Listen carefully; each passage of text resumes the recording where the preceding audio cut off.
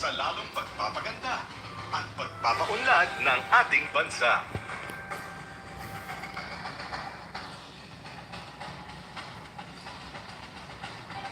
Ang ating mga medical frontliners.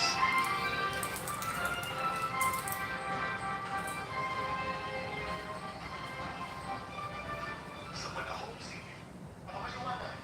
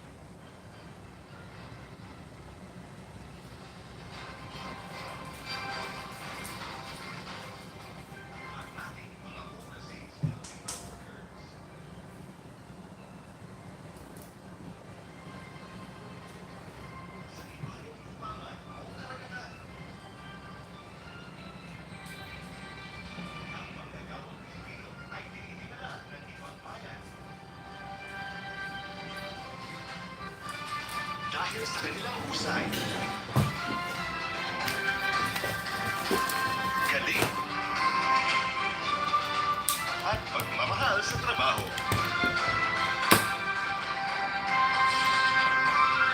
Karangal-rangal ang kanilang mga sakripisyo.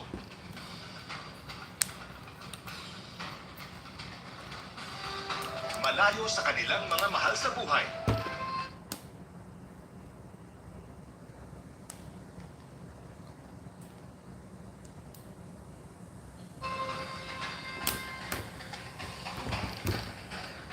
Kapalit ng kanilang di matatawarang kontribusyon sa ating ekonomiya.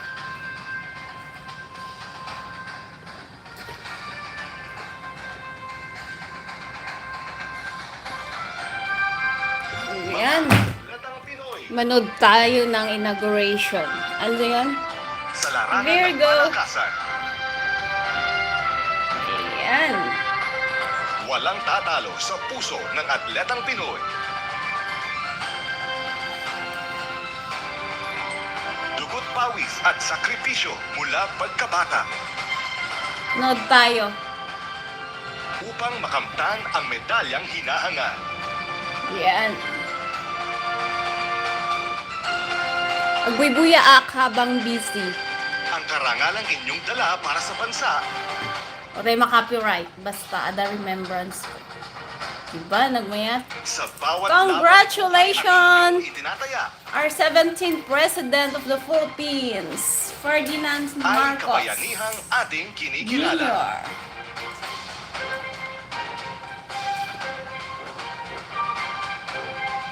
Ayan. Ang manggagawang Pilipino.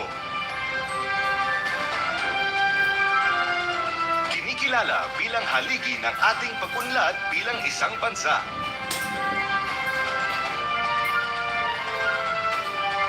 Ang kanilang pagpupunyagi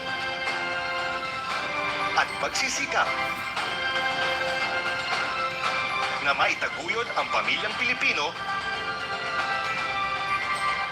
sa kapila ng anumang balakid ay ating bigyang dangal. Anumang industriya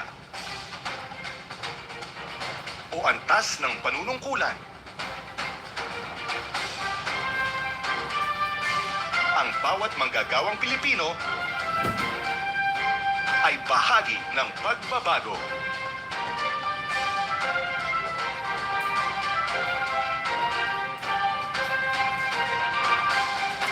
Ang Chasing ating Tail transport Outdoors. sector. Hello, good morning. Let's watch the inauguration of our newly elected President Ferdinand Romualdez Marcos, our 17th President in the Philippines. Papawid.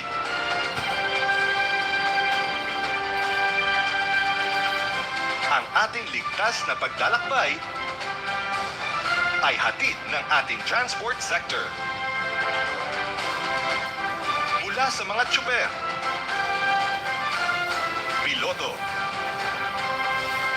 flight attendants o mga seafarers at kapitan ng barko. Ang kanilang husay at galing ay katuwang natin sa paglalakbay tungo sa maunlad na bukas.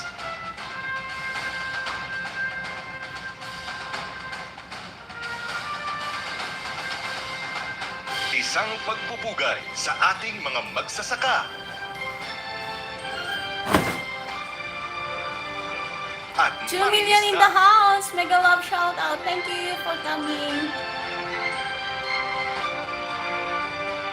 Ayan, manood tayo ng inauguration ni kontribusyon ng ating mga bayani President sa Ferdinand pagpapaunlad ng Romualdez sektor ng Marcos agrikultura. Jr.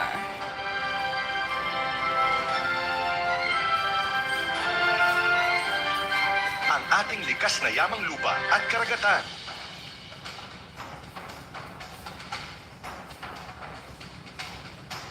Kasama ang mga makabagong teknolohiya.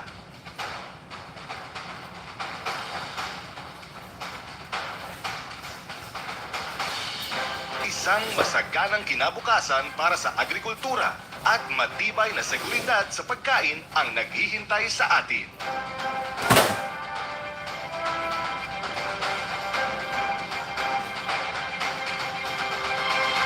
Ang ating Street Management Services Sector. Malinis. Ligtas. At maayos na mga kalye at lansangan. Hatid ng ating mga kababayan sa serbisyo.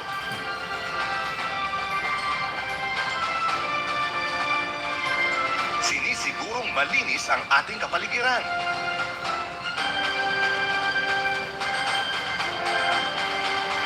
Maginhawa ang daloy ng trapiko.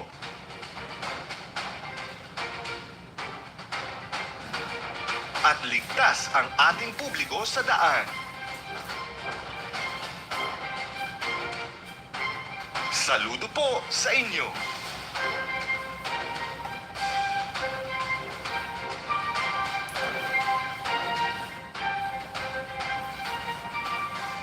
Ang ating construction.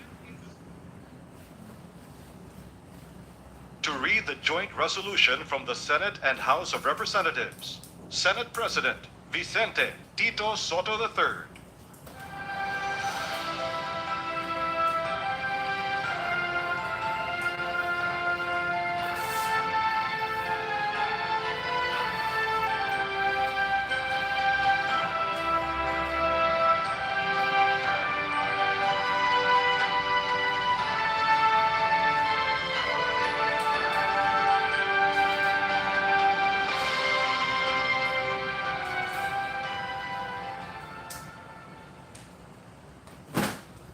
As the Senate President and co-chair of the joint public session of Congress that canvassed the Is votes that in for Manila? presidential Yes, in and Manila, my vice friend presidential chasing candidates tail outdoors. in the national It's elections in Manila. held on the 9th of May, 2022. It is my distinct honor and privilege to join you in this historic occasion and read the dispositive portion of the resolution of both houses, which proclaimed the duly elected President and Vice President of the Republic of the Philippines. The dispositive portion of the said resolution reads as follows. Resolved further to declare that candidate Ferdinand Bongbong Marcos Romualdez Marcos Jr. and candidate Sara Zimmerman Duterte received the highest number of votes cast for President and Vice President respectively in the national elections held on the 9th of May, 2022, and by virtue thereof, to proclaim Ferdinand Bongbong Romualdez Marcos Jr. as the duly elected President of the Republic of the Philippines, and Sara Zimmerman Duterte as the duly elected Vice President of the Republic of the Philippines.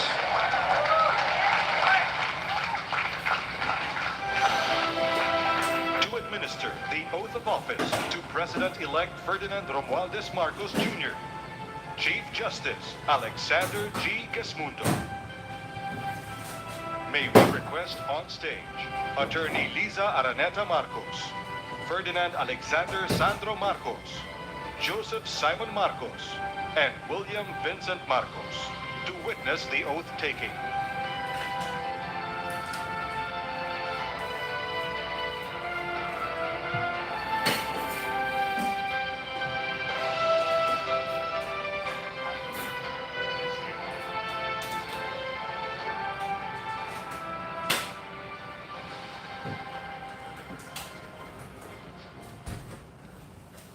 Mangyaring taas ang kanang kamay at wikain ang mga sumusunod. Ako, si Ferdinand Romualdez Marcos Jr. Si Ferdinand Romualdez Marcos Jr. ay mataimtim na nanunumpa. Natutuparin ko ng buong katapatan at sigasig Natutuparin ko na buong katapatan at sigasig ang aking mga tungkulin ang aking mga tungkulin bilang Pangulo ng Pilipinas, bilang Pangulo ng Pilipinas, pangangalagaan pangangalagaan at ipagtatanggol at ipagtatanggol ang kanyang konstitusyon. ang kanyang konstitusyon. Ipatutupad ang mga batas nito, Ipapatupad ang mga batas nito, magiging makatarungan sa bawat tao, magiging makatarungan sa bawat tao, at itatalaga ang aking sarili at itatalaga ang aking sarili sa paglilingkod sa bansa. sa paglilingkod sa bansa. Kasiyanawa ako ng Diyos. Kasinawan ako ng Diyos. Congratulations, Mr. President. Maraming salamat.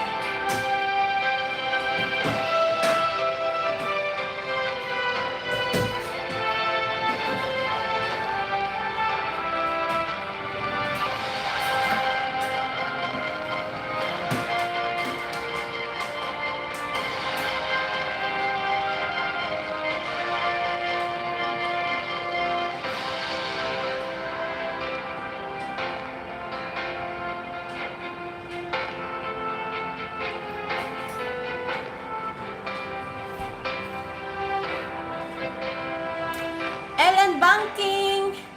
Hello, hello! Nagla-live ako, nanonood ako ng inauguration. Inauguration ni President Ferdinand Romualdez Marcos Jr., our 17th President in the Philippines.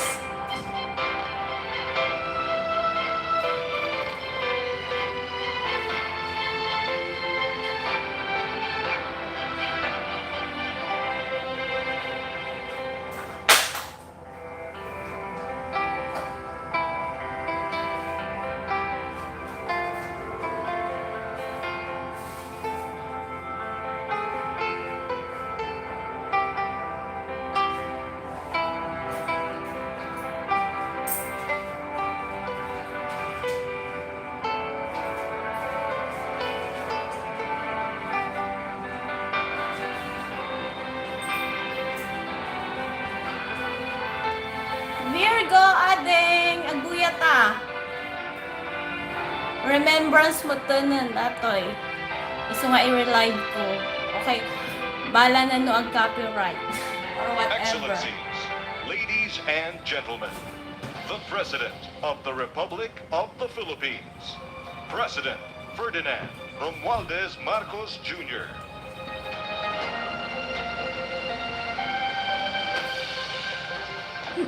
Thank you, ading Virgo. Rumwara apa ng agpalengke. Asak to iril buyaan dito yung sipik.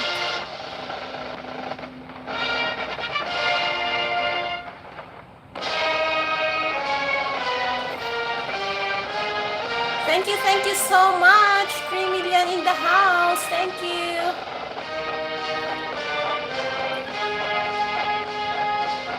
Kelvin Baggy, mega love shoutout. Thank you, thank you. Thank you sa pa-heart mo dyan, Adeng. Agbuya tayo ti inauguration. Tutok natin para maganda yun.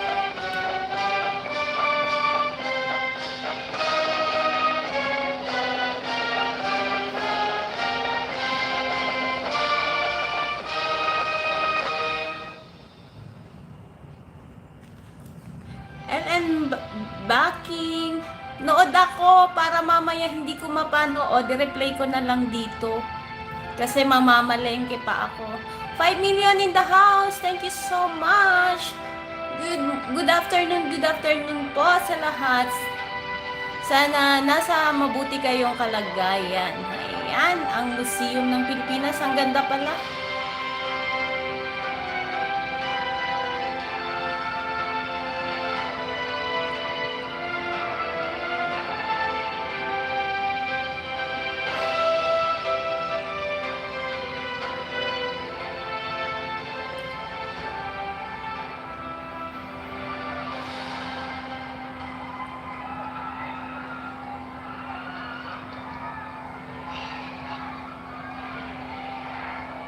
His Excellency David Hurley, Governor General of Australia, and First Lady Linda Hurley, Their Excellencies, Special Envoys, and Heads of Delegations, His Excellency, most... Wala na, tapos na.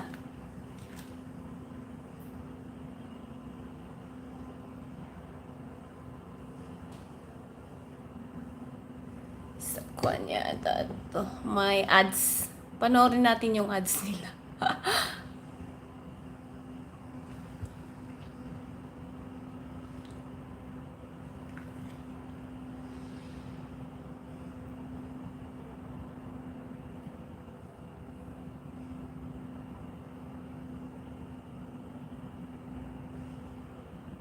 Sayang yung Juanica. Bakit wala na?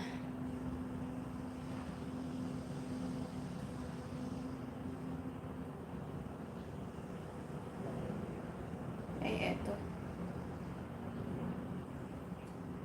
Yung ads. Wait lang ha. May And ads. the honorable members of the Philippine Senate, Alexander, Sandro, Simon, and Vincent. I cannot proceed without a special greeting, of course, to the former. Gandang tanghali po sa inyong lahat. Nawala. This is a historic moment for us all. I feel it deep within me. You, the people, have spoken, Wait lang and ha. it is resounding. Na-interrupt.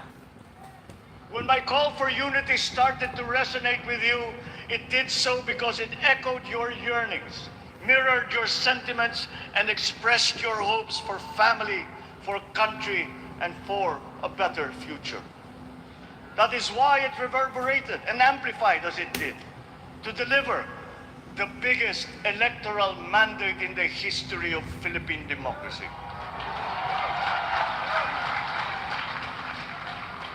By your vote, you rejected the politics of division.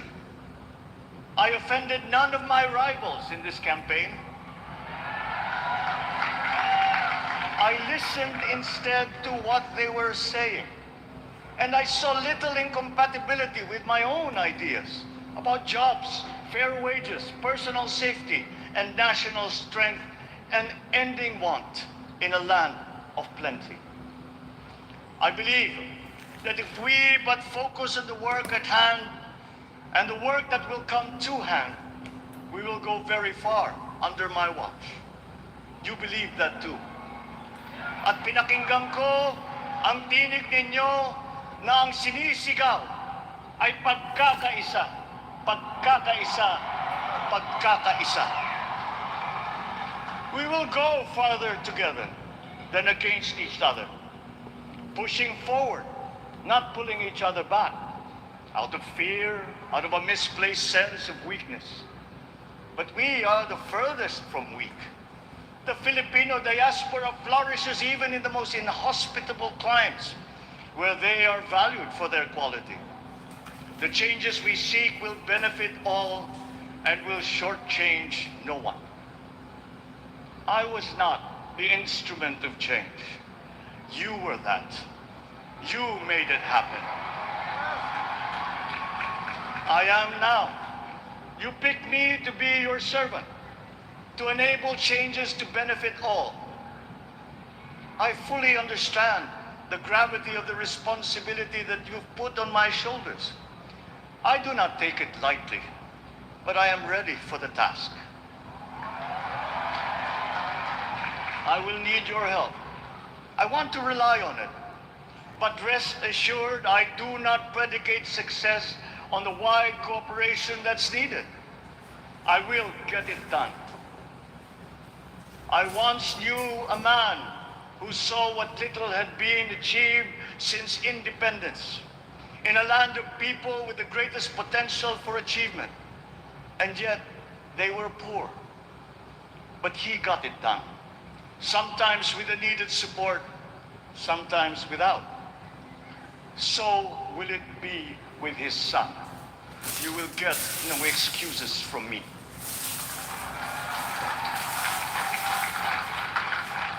I am here not to talk about the past. I am here to tell you about our future. A future of sufficiency, even plenty, of readily available ways and means to get done what needs doing. By you, by me. We do not look back, but ahead. Up the road that we must take to a place better than the one we lost in the pandemic. Gains made and lost, opportunities missed, well-laid plans superseded by the pandemic. Indeed, ours was the fastest growing economy in ASEAN by ways now outdated. We shall be again by a radical change in the way the world must now work to recover what we have lost in that fire and move on from there. We face prospects of the spread of the war abroad, of which we are totally blameless. We seek friendship with all. But countries like ours will bear the brunt of it. And if the great powers draw the wrong lessons from the ongoing tragedy in Ukraine, the same dark prospect of conflict will spread to our part of the world. Yet, there is more out there. Like going forward by new ways of doing that the pandemic forces to adopt. A stronger resilience, quicker adaptability. They are our best prevention. They are our best protection. Quiet reflection in a rough and tumble campaign of a breadth and intensity never experienced revealed some of them, such as a willingness to listen despite the noise, the hesitation to quarrel over differences, and to never, ever give up hope of reconciliation. These gave me the peace to ponder deeper. There are hints of a road not taken that could get us out of here quicker, to something better, something less fragile. There is also what you, the people, did to cope. But this time empowered by new techniques and more resources. You got by, getting some of what you needed with a massive government help. And for this, I thank my predecessor for the courage of his hard decisions.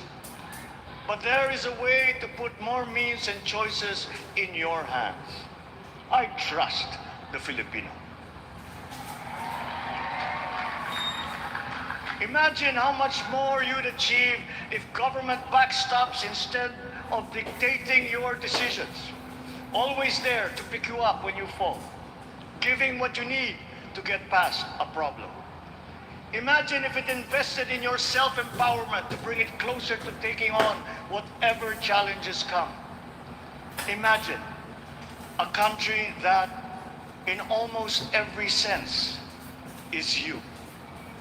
Now imagine what you and government can achieve together. We did it in the pandemic. We will do it again. But again, I will not predicate my promise to you on your cooperation.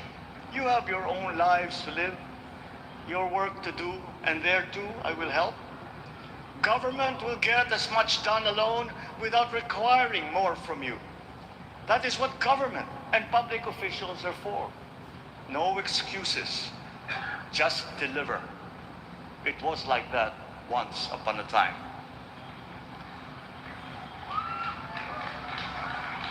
I did not talk much in this campaign.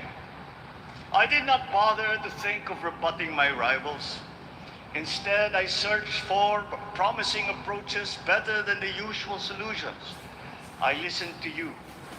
I did not lecture you who has the biggest stake in our success. And the forthcoming State of the Nation will tell you exactly how we shall get this done. In this fresh chapter of our history, I extend my hand to all Filipinos. Come, let us put our shoulders to the wheel and give that wheel a faster turn to repair and to rebuild and to address challenges in new ways, to provide what all Filipinos need, to be all that we can. We are here to repair a house divided, to make it whole, and to stand strong again in the Bayanihan way, expressive of our nature as Filipinos. We shall seek, not scorn dialogue. Listen respectfully to contrary views. Be open to suggestions coming from hard thinking and unsparing judgment. But always from us, Filipinos. We can trust no one else when it comes to what is best for us. Past history has often proven that. Solutions from outside divided us. Ading not Frex, deepened ang our buyata understanding. inauguration. They Nakalagyan were sa always at our sorry. expense. Never forget, we are Filipinos. Remembrance, this mga in One real life nation, ko. one republic, indivisible. We resisted and never failed to defeat foreign attempts to break up our country in my father's watch. His strongest critics have conceded that. So let us all be part of the solution that we choose. In that lies the power to get it done. Always be open to differing views, but ever united in our chosen goal. Never hesitating to change it, should it prove wanting. That is how agile, resilient republics are made. Our future we decide today. Yesterday cannot make that decision anymore. Hello, my dear nor friend, can Joseph Field tomorrow Official. delay. We're watching the inauguration of our 17th president in the Philippines, Ferdinand Romualdez Marcos Jr.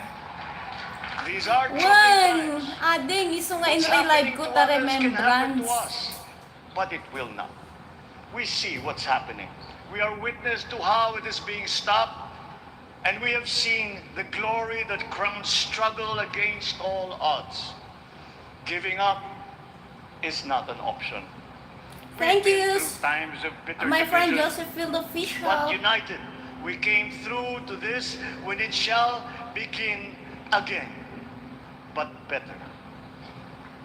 The campaigns I've run have taken me here where I stand today.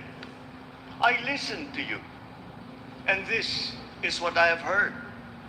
We all want peace in our land. Like ko You and your damdama. Sige, children sige, want a ading good ko. chance at a better life in a safer, more prosperous country. All that is within reach of a hard-working, warm, and giving race. Your dreams are mine. Pangarap nyo ay pangarap ko. how can we make them come true? How can we do it together? But I will take it as far as anyone with the same faith and commitment can, as if it depended entirely on himself.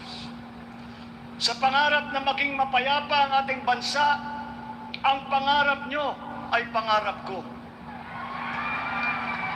Sa pangarap na maging maunlad ang ating bansa, ang pangarap nyo ay pangarap ko. At sa pangarap na maging mas masinang ang kinabukasan natin at ng ating mga anak, ang pangarap nyo ay pangarap ko. We are presently drawing up a comprehensive, all-inclusive plan for economic transformation. We will build back better by doing things in the light of the experiences that we have had, both good and bad. It doesn't matter. No looking back in anger or nostalgia. In the road ahead, the immediate months will be rough, but I will walk that road with you. The pandemic ravaged bigger economies than ours. The virus is not the only thing to blame. What had been well built was torn down. We will build it back better. The role of agriculture cries for the urgent attention that its neglect and misdirection now demands. Food self-sufficiency has been the key promise of every administration. None but one delivered. There were inherent defects in the old ways and in recent ways too. The trade policy of competitive advantage made the case that when it comes to food sufficiency, a country should not produce but import what other countries make more of and sell cheapest. Then came Ukraine. The most vulnerable when it comes to food are the countries furthest away from the conflict, those bearing no blame for provoking it. Yet they face the biggest risk of starvation. If financial aid is poured into them, though it never is, there is nothing to buy. Food is not just a trade commodity. Without it, people weaken and die. Societies come apart. It is more than a livelihood. It is an existential imperative and a moral one. An agriculture damaged and diminished by unfair competition will have a harder time or will have no prospects at all of recovery. Food sufficiency must get the preferential treatment the richest free trade countries always gave their agricultural sectors. Their policy boils down to don't do as we do. Do what we tell you to. I am giving that policy the most serious thought if it doesn't change or make more allowances for emergencies with long-term effects. There is a parallel problem in our energy supply. Sufficient fossil fuel-free technology for whole economies has yet to be invented. And it is not seriously tried by rich countries. Again, consider the response of the richest countries to the war in Ukraine. But surely, a free world awash with oil can assure supplies. Or we will find a way. We are not far from oil and gas reserves that have already been developed. What we teach in our schools, the materials used must be rethought. I am not talking about history. I am talking about the basics, the sciences, sharpening theoretical aptitude and imparting vocational skills, such as in the German example, alongside the national language with equal emphasis and facility in a global language, which we had and lost. Let us give OFWs all the advantages we can for them to survive and to thrive. Our teachers from elementary up are heroes fighting ignorance with poor paper weapons. We are condemning the future of our race to menial occupations abroad. Then they are exploited by traffickers. Once we had an education system that prepared coming generations for more and better jobs. there is hope for a comeback. Vice President and soon-to-be Secretary of Education, Sara Thank you Duterte sa lahat Castro, ng will nandyan. fit that Punta mission muna ako palengke. at sea. We won't be caught unprepared, under-equipped, and understaffed to fight the next pandemic. To start with, we never got over the pandemic of poor, if any, free public health. The last major upgrade of a public health system, exemplified by the resources poured into PGH, predates the current shambles by 3 generations. Our nurses are the best in the world. They acquitted themselves with the highest distinction abroad, having suffered even the highest casualties. With the same exemplary dedication at home, they just got by. They are out there because we cannot pay them for the same risk and workload that we have back here. There will be changes starting tomorrow. I am confident because I have an OPLEC in my cabinet. There were shortcomings in the COVID response. We will fix them out in the open. No more secrets in public health. Remember, I speak from experience. I was among the first to get COVID. It was not a walk in the park.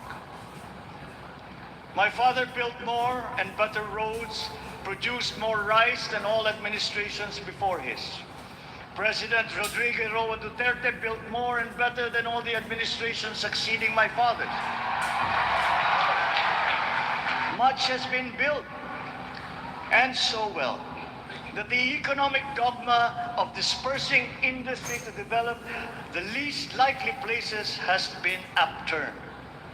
Development was brought to them. Investors are now setting up industries along the promising routes built. And yet, the potential of this country is not exhausted. Following these giant steps, we will continue to build. I will complete on schedule the projects that have been started. I'm not interested in taking credit. I want to build on success that's already happening. We will be presenting the public with a comprehensive infrastructure plan. 6 years could be just about enough time. No part of our country will be neglected. Progress will be made wherever there are Filipinos, so no investment is wasted. The recovery of Philippine tourism with its emphasis on accessing nature's beauty, I am sure will exceed expectations. And bigger is not always better, but there's something to be said for economies of scale. And yet the country invites investments in fast-rising industries with quick returns and inflicts irreparable damage for future generations.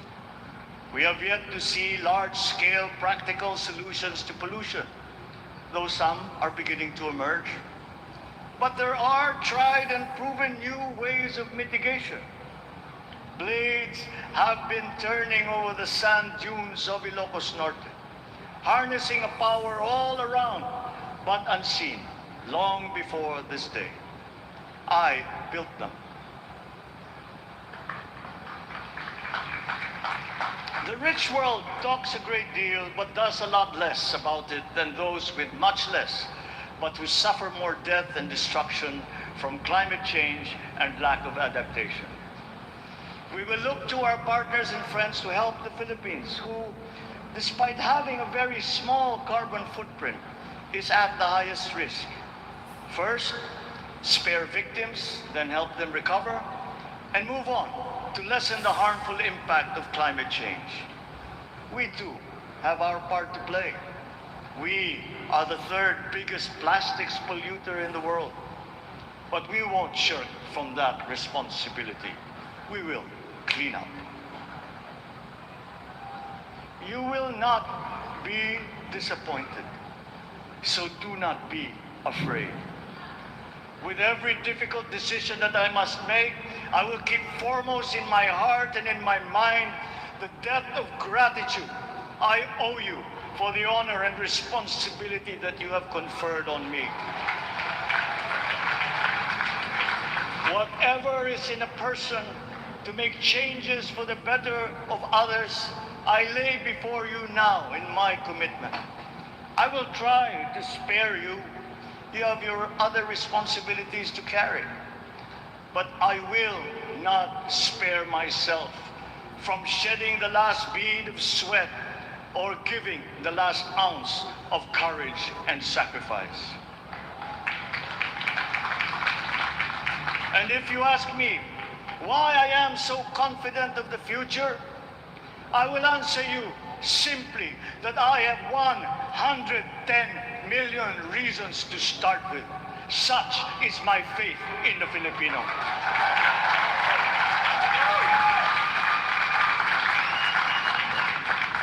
Believe, have hope. The sun also rises like it did today and as it will tomorrow. And as surely as that, we will achieve the country all Filipinos deserve.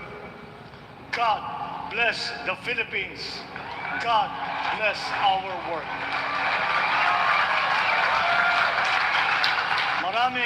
Maraming salamat po sa inyong lahat. Mabuhay ang Pilipinas. Magandang tanghali po.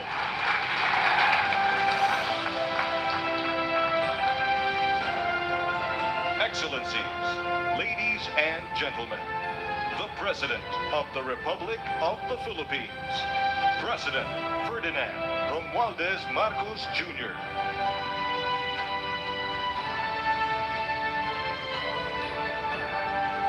We will now have a photo opportunity with President Ferdinand Romualdez Marcos Jr. May we invite the first family on stage.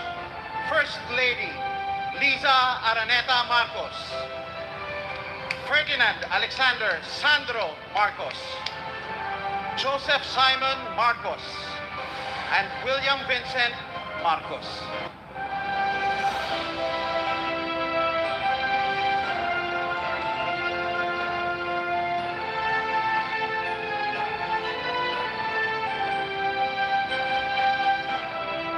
May we now request Vice President Sara Duterte to join the first family.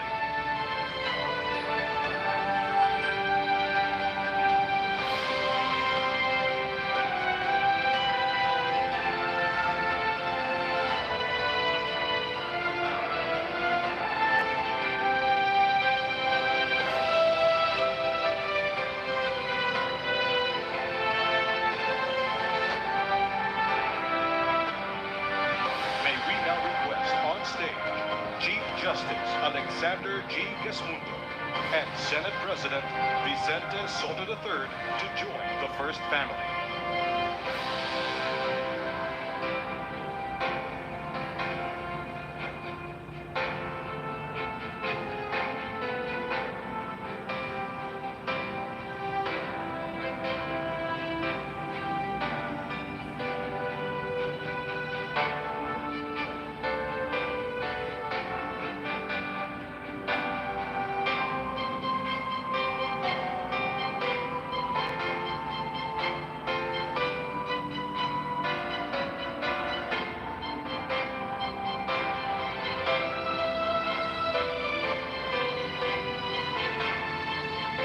May we now request Madam Imelda R. Marcos, Senator Amy Marcos, and Miss Irene Marcos Araneta to join the first family.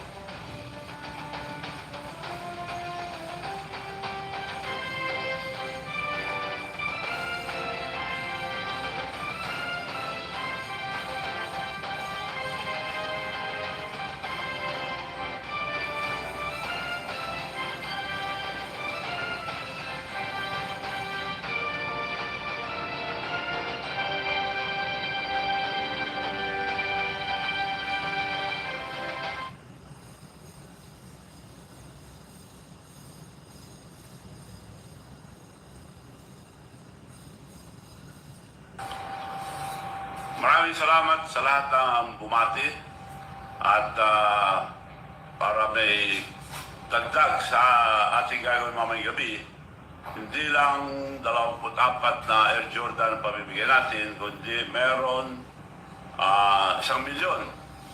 Pero hati-hati natin tigli 5,000 pang dagdag.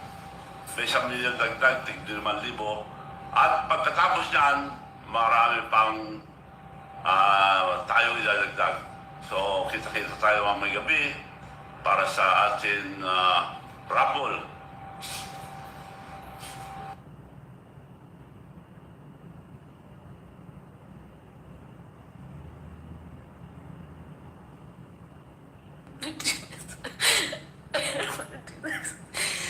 Actress Amber Heard broke down in tears on the witness stand Thursday as she told a jury that ex-husband Johnny Depp sexually assaulted her with a liquor bottle and threatened to kill her about a month after their wedding. I couldn't get up. Testifying in a widely watched defamation trial, Heard said she visited Depp in Australia in early 2015 when he was filming the 5th Pirates of the Caribbean movie, and shared with the jury disturbing details of their first evening together in what she said was an argument that turned violent. He shoves me up against the fridge. He has me by the throat. Depp was belligerent, according to Heard, and threw bottles that broke all around her. But at some point, he had a broken bottle up against my face, neck area by my jawline, and he told me he'd carve up my face. Then, according to Heard, Depp took one of the bottles and pushed it inside her. I felt this pressure. On my pubic bone. And I remember just not wanting to move. Because I didn't know if it was broken. I didn't know if the bottle that he had inside me was broken. Do you recall what Mr. Depp was saying to you when he had the bottle and was pushing it against your pubic bone? He said that he would kill me. I'll kill you. In earlier testimony, Depp offered a different account of the incident in Australia. She threw the large bottle and it made contact. Saying Heard was the person who hurled objects during their arguments, hitting him with a vodka bottle that severed the top of his right middle finger. Depp also testified that he never hit Heard and that she was the abuser. She kicked the bathroom door into my head. On Thursday, Heard described to the jury a tumultuous relationship of both love and violence. It was awful and toxic, but it was so important to me, and I loved him so much. Depp is suing his ex-wife for $50 million, saying she defamed him when she claimed she was the victim of domestic abuse. Heard has countersued for $100 million, arguing Depp smeared her by calling her a liar.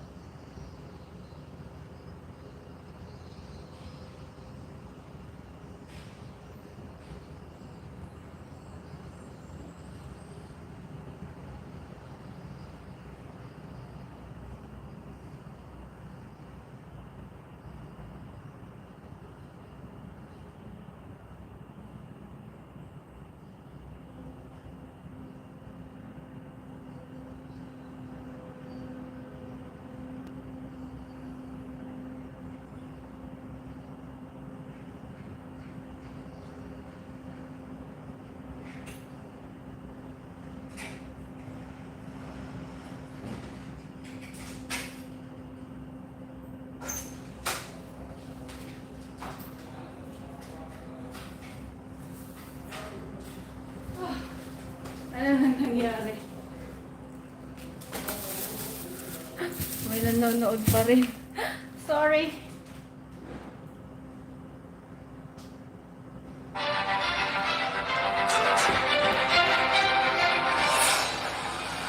Ang susunod na Pangulo ng Republika ng Pilipinas, Ferdinand Bongbong Marcos Jr. Ferdinand Bongbong Marcos. Lahat ng kaibigan at lahat ng kalyado ay ngayon mukhang nagsama-sama na. This campaign, dumami ang debate. If we are going to repeat and repeat and repeat and repeat the same thing, and then we come. Ay, taking pala ngayon. Wen. Kasangsangkot ko, kabsat. Magbabalik na si BBM sa kanyang tahanan, ang Malacanang!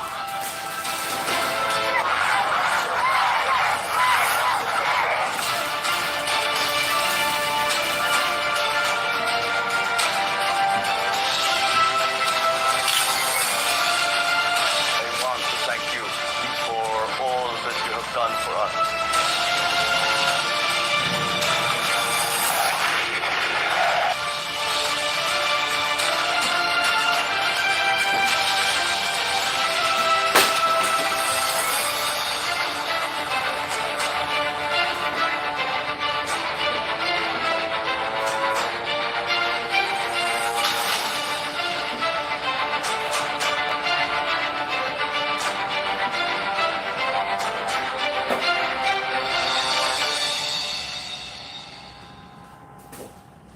Ay, kararating ko lang. Salamat sa nag-stay. 3 million in the house. Mega love shout out.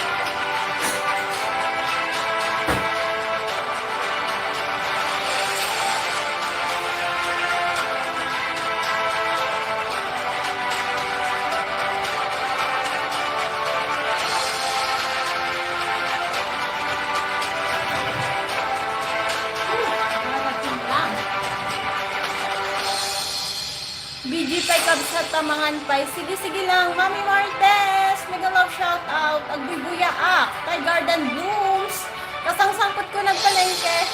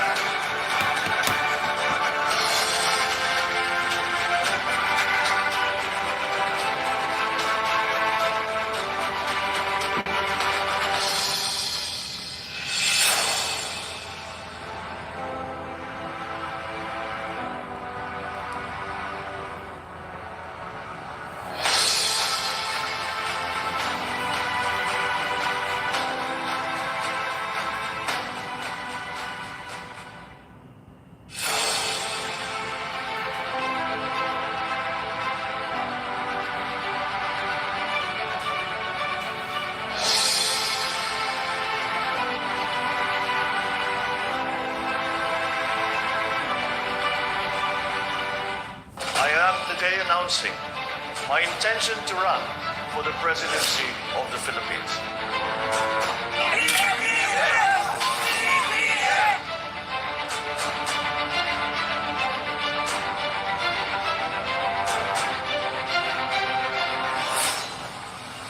Ang susunod na Pangulo ng Republika ng Pilipinas, Ferdinand Bongbong Marcos Jr.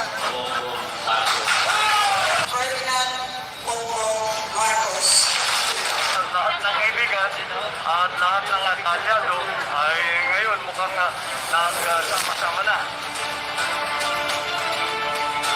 This campaign, kunami ang debate. If we are going to repeat and repeat and repeat and repeat the same thing, I'd rather campaign. These so-called facts that they quote are not facts at all. Magbabalik na si BBM sa kanyang tahanan, ang Malacanang!